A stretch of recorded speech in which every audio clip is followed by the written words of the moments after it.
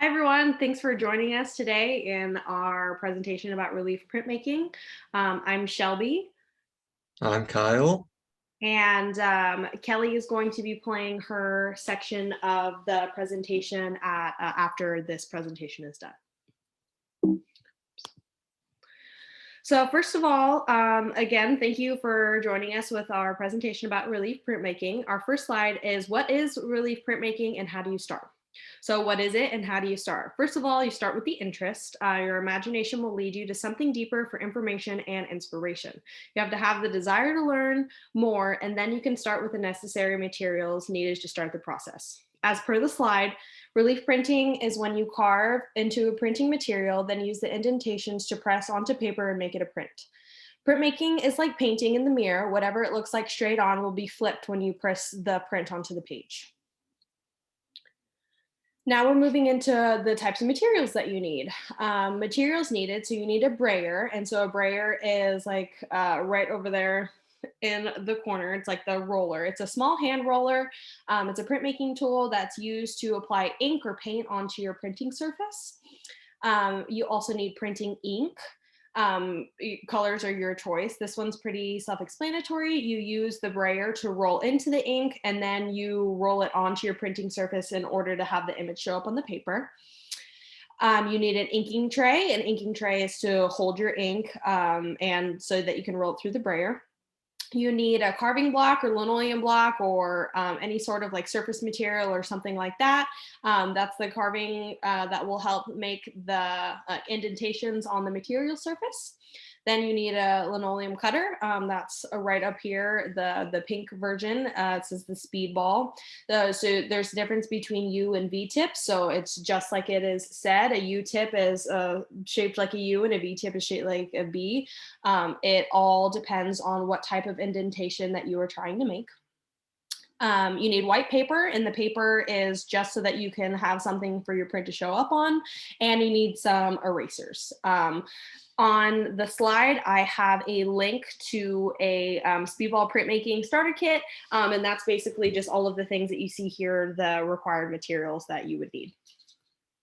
So now we're moving on to different surface materials. These materials are what you use to carve into to make your print. Each material has its benefits and its downfalls from the others that make it unique. Relief printing can be used using a variety of material. Linoleum, wood, and rubber blocks are used most often. So the benefits and drawbacks from each material, the type of wood that you use is fairly important in creating the exact finish that you would want to in your final print. So softwoods and hardwoods, including pine, spruce, and cedar, are less expensive than hardwoods and usually thought to be easier to carve into. Materials like pine have an often very strong grain and knots, which can be incorporated into design depending on like what style you would like to do. Hardwoods, including basswood, maple, and cherry, are harder woods and will enable fine detail when carved into them. They're slightly more expensive, which means that your tool will need sharpening or throwing away more regularly. And plywood are panels of wood that are like thin layers glued together at the right angles to create a thicker, flatter sheet. Those are available in many different thicknesses and it is relatively more inexpensive and it can be purchased from pretty much any hardware store that is around you. Linoleum is much easier to cut than wood. For this reason, linoleum is actually preferred among beginning printmakers. Many professionals also still use linoleum. Linoleum allows the printmaker to easily cut carved lines and is able to accept impressions from sharp objects. With linoleum, you have to warm the surface in order to get it easier and smoother cuts because it does harden with age. And then lastly is the rubber block that's easily cuttable into different sizes and shape, very easily cut without needing to warm the surface, not like linoleum, and may not be as easy to cut like the detail shapes on it unless you have super sharp tools. So there's, like I said, there's benefits and downfalls from all of them. The next one that we'll be talking about is the process. So first you start with an idea or something that you want to draw or represent in the piece of artwork that you're making. Then sketch your idea down as a line drawing. Although line drawings can be created directly on the linoleum surface, many artists prefer to create a drawing on a separate piece of paper that matches the size of a linoleum block. A drawing can be easily transferred into the linoleum surface using a graphite transfer.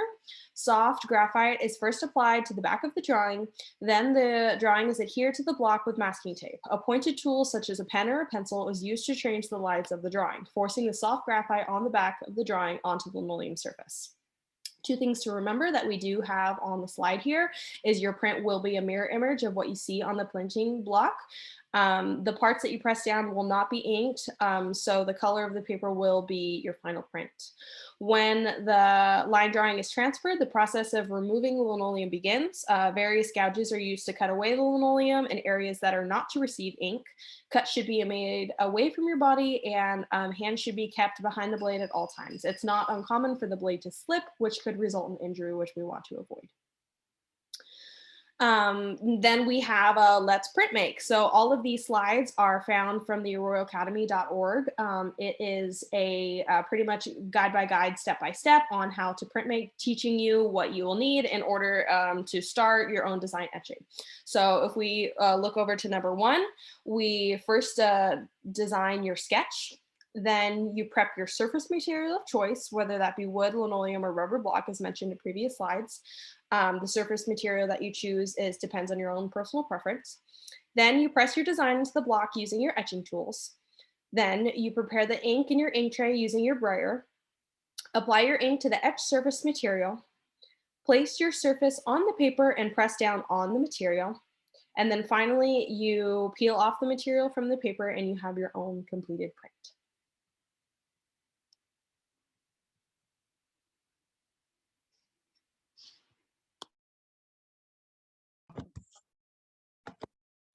Okay, throughout the years, there have been people who have pioneered relief printmaking and people who continue the trend.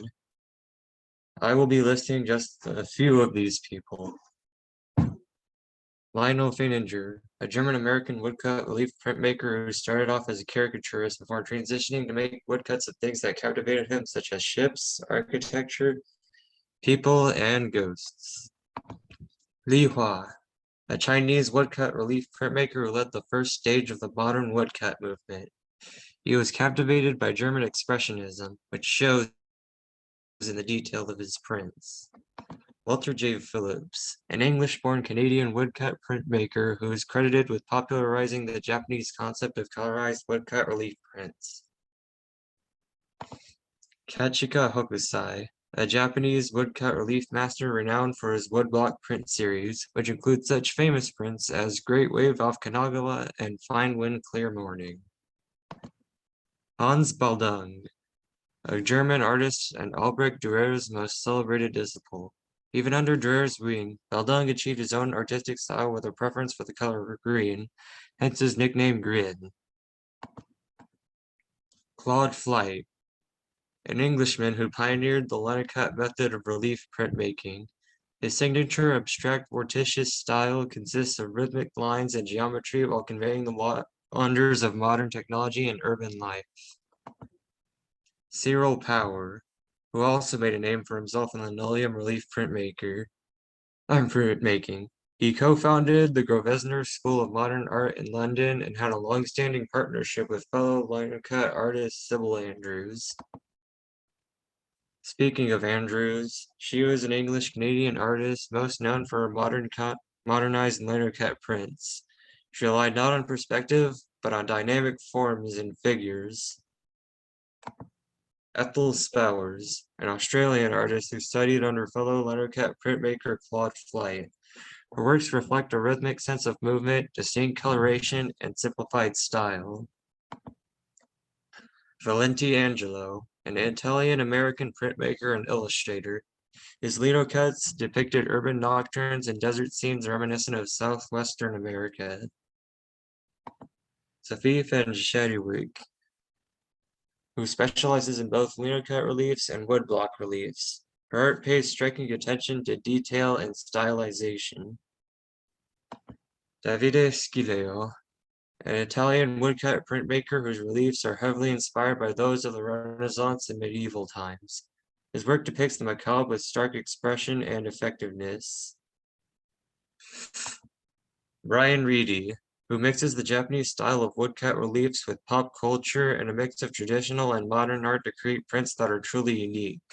Said artwork has proven popular even with linocut artists.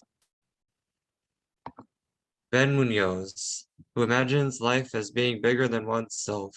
As such, his woodcut prints are large scale, taking up a good chunk of exhibition space. Valerie Lueth, proprietor of Pittsburgh-based Tugboat Print Shop.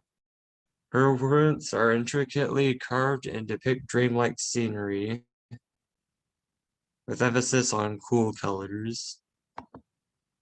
Andrea Lauren, an American-based English linoleum printmaker.